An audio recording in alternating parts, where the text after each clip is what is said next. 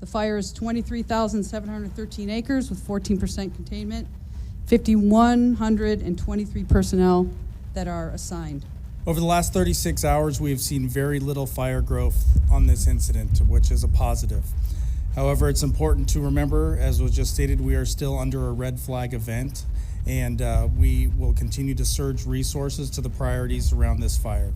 The priorities right now are extinguishing any flare-ups around structures, responding to any hotspots on the interior around structures, and primarily building line for community protection.